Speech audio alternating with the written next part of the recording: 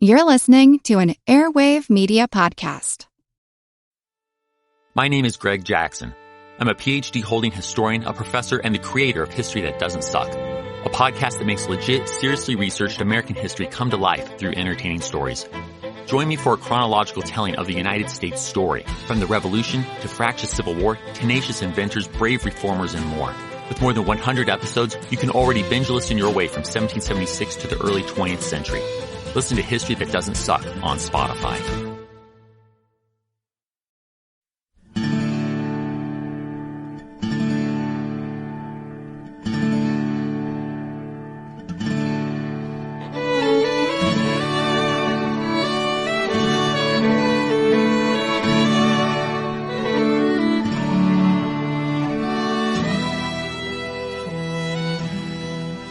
Hey everyone, welcome to episode number 9 of our Civil War podcast.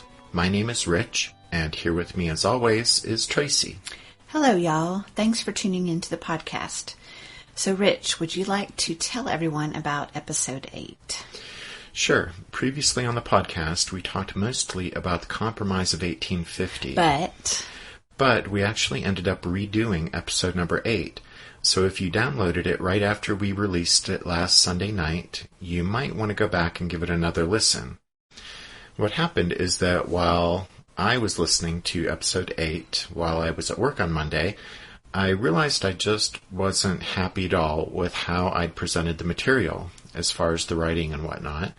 So on Monday, after getting home from work, I did some rewriting, and then Tracy and I recorded the new version on Monday evening. So if you listened to episode 8 before that, we'd encourage you to go back and give the updated version a listen. And please know that Rich and I are committed to giving you the best podcast we possibly can as far as content. Right, as far as content. But when it comes to the technical aspect of recording this, well, neither of us really knows anything about that technological stuff. So our goal in that regard is just to put out episodes that pretty much don't make your ears bleed when you listen to them. But as far as content, we are committed to giving you the best podcast we possibly can. I don't think we've mentioned it before, but although podcasting is pretty obviously just a hobby for us, I do have a degree in history, and Tracy's background is in psychology, and then we both have degrees in education. So all of that's to say that we take very seriously the educational aspect of what we're doing here. We're very aware that someone may listen to the podcast, and what they hear from us may quite literally be the only thing they know about the Civil War. We know that y'all are downloading the podcast from all over the world, and so someone from Ireland or Singapore or Brazil may listen, and this is a real history lesson about America's past for them, and we take that responsibility seriously. So anyway, that was a very long-winded, roundabout way to tell you that we redid episode number 8.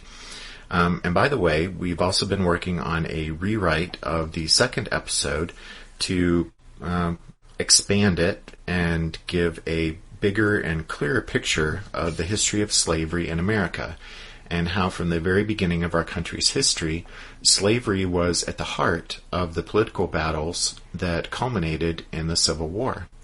All right. So having said all that, we actually want to start off this episode by revisiting something that we only mentioned briefly last time, and that's William H. Seward's higher law speech and Southern reaction to it. You'll remember that we said that during the heated debate in Congress leading up to the Compromise of 1850, Seward and other young Northern congressmen were opposed to making any more concessions to the South over the issue of slavery. In March 1850, in a speech that infuriated Southerners, Seward maintained that the Constitution gave Congress the power to prohibit slavery in the territories. But beyond that, and even more importantly, when it came to the issue of slavery, he said, quote, "There is a higher law than the Constitution," end quote. During his carefully thought-out speech, Seward alluded to both Christian principles and to moral philosophy, both of which, he declared, provided solid support for the condemnation of slavery. Seward's higher law speech angered Southerners, to put it mildly. That's because Southerners would brook no condemnation of something that was not simply a system of labor to them, but was the central feature of their society and economy. But even beyond those significant considerations, Southerners believed slavery was a divinely sanctioned institution. Now, before we go any farther with this discussion, it's important to remember that there were many, many people in the North. In fact, the vast majority of Northerners in the pre-Civil War era believed the same thing as Southerners. That is, that there was a fundamental inequality of human beings based on race. In other words, most Northerners back then, along with Southerners, were pretty much all what, by today's standards, we would consider racist. The difference, and here lies the rub, is that Southerners used their beliefs about race to justify enslaving blacks. Most Northerners, on the other hand, used their beliefs about race to, well, basically to be prejudiced against blacks, I suppose is the best way to put it. And in all our discussions, we realize we refer to the North and South as if they were both monolithic entities. And we do that for ease of discussion and because that's the way, for the most part, that things shook out when the war started, along sectional lines. But still, it's important to remember that all Northerners and all regions of the North didn't march in lockstep on every issue, nor did all Southerners and all regions of the South march in lockstep on every issue. Right. So, for instance, when we talk about the South, and I made air quotes there, but since this is a podcast, you couldn't see them. Well, anyway, when we talk about the South, we don't think we're talking about a society that consisted of harmonious white people in perfect agreement with each other all the time about every issue that affected their collective everyday Southern way of life. But when we talk about the South and slavery, that is, when we talk about the Southern slaveholding states, what we hope to communicate is that although not every white Southerner owned slaves, every white Southerner did grow up and live in a society where racial ideology was used to justify the enslavement of blacks, and most people adopt the values of the society into which they are born and grow up. But that's not to say that no one in the South ever expressed reservations about slavery. Some Southerners did, but they were very, very few.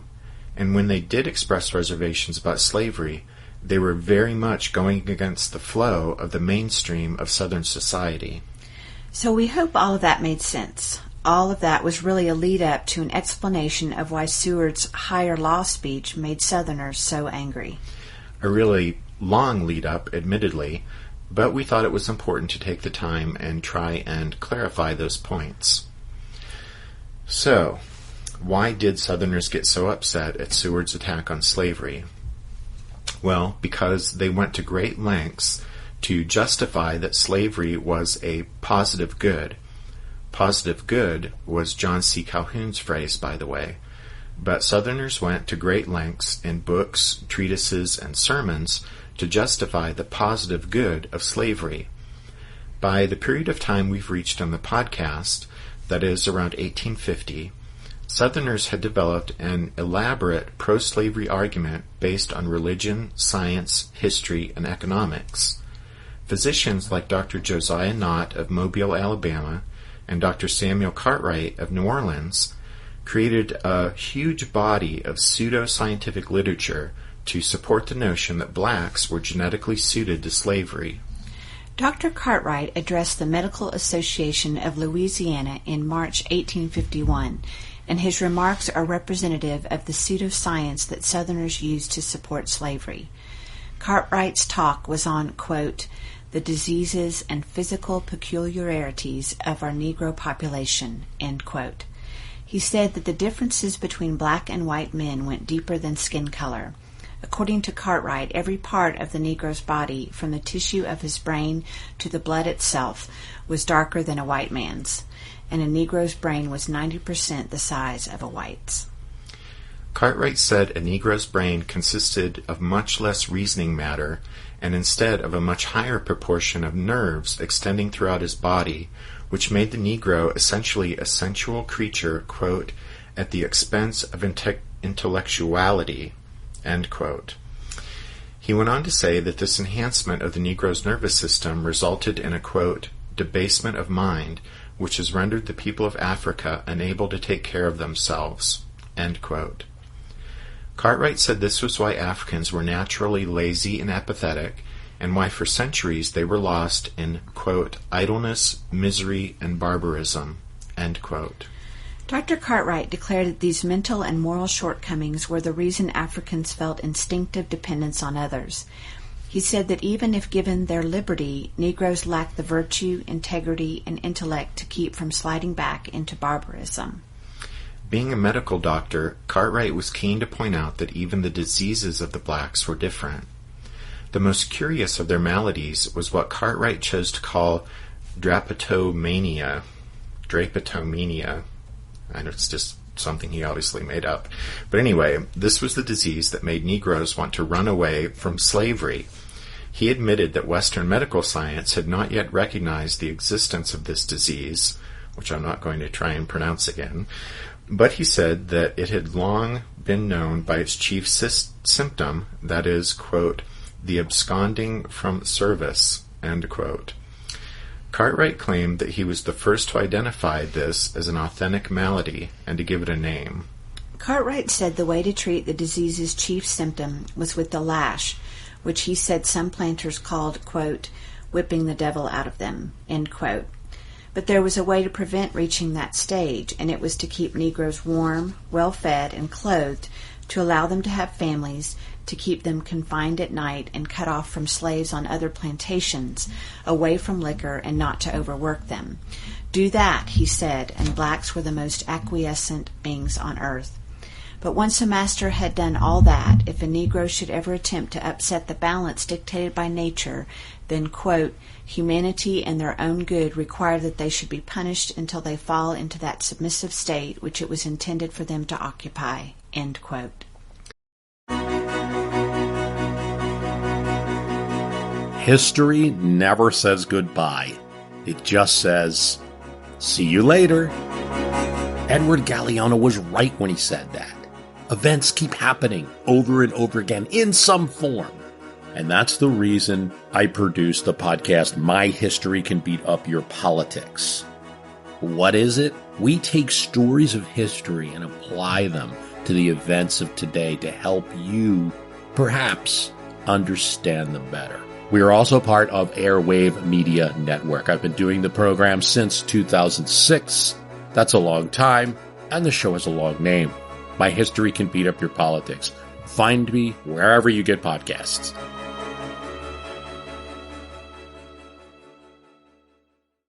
Did archaeologists discover Noah's Ark? Is the rapture coming as soon as the Euphrates River dries up? Does the Bible condemn abortion? Don't you wish you had a trustworthy academic resource to help make sense of all of this?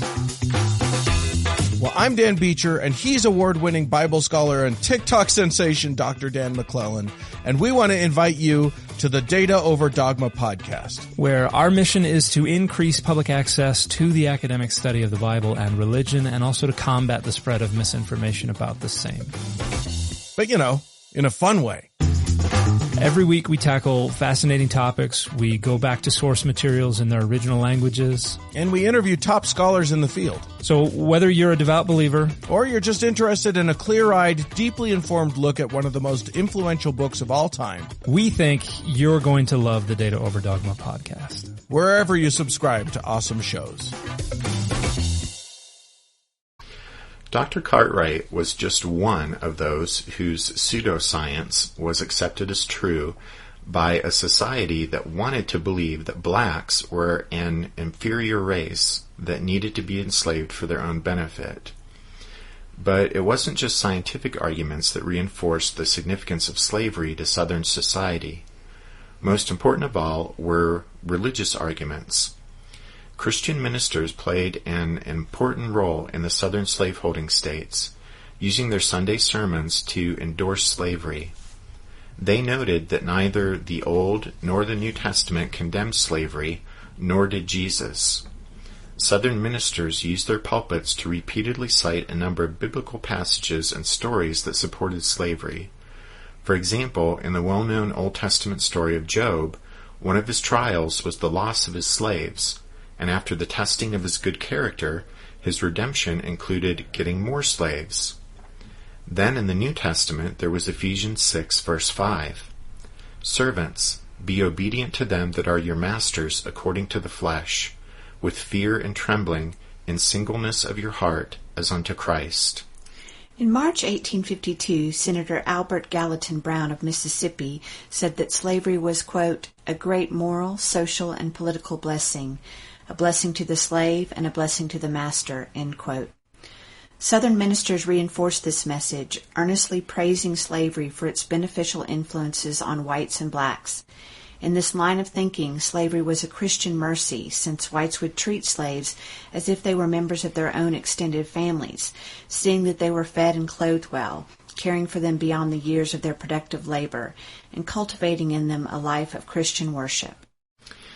From our perspective in 21st century America, such convoluted theological rationalizing in order to defend slavery seems outrageous, but it's hard to overemphasize the importance that was attached to such pro-slavery religious arguments in the antebellum South. For example, if we fast forward a bit in our story, we find in March 1861, just a month before the war started, Confederate President Jefferson Davis said that, quote, we recognize the Negro as God and God's book and God's laws in nature tell us to recognize him, our inferior, fitted expressly for servitude. Davis went on to say, the innate stamp of inferiority is beyond the reach of change. You cannot transform the Negro into anything 1/10 as useful or as good as what slavery enables him to be. End quote. So we wanted to take this episode of the podcast and talk about why Seward's higher law speech infuriated Southerners. As you've seen, it was because Southerners would not tolerate any condemnation of an institution that was not just a system of labor to them, but was the central feature of their society and economy. But even beyond those considerations, Southerners truly believed slavery was a divinely sanctioned institution. And so for Seward to stand up in the Senate chamber and attack slavery on moral grounds really raised Southern hackles. All right. This episode was obviously the pro-slavery argument, or part of that argument, and so next time we'll use episode number 10 to talk about resistance to slavery and the rise of the abolitionist movement.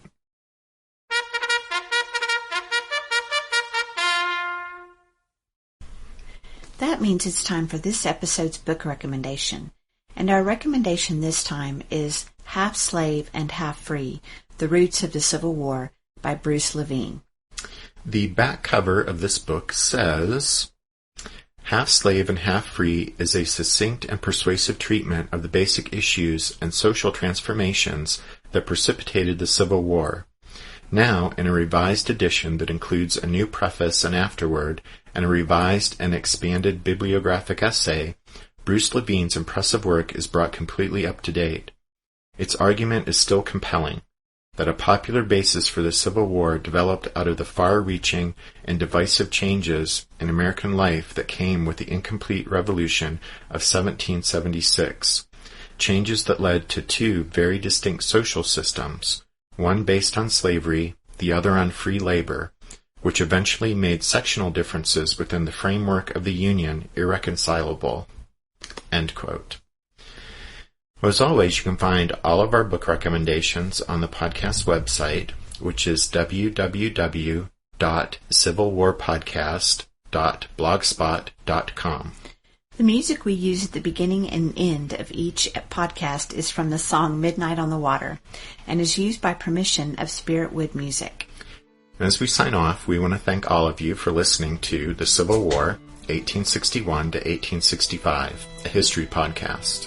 We hope you'll join us again next time for episode number 10, but until then, take care. Thanks, everyone. Bye.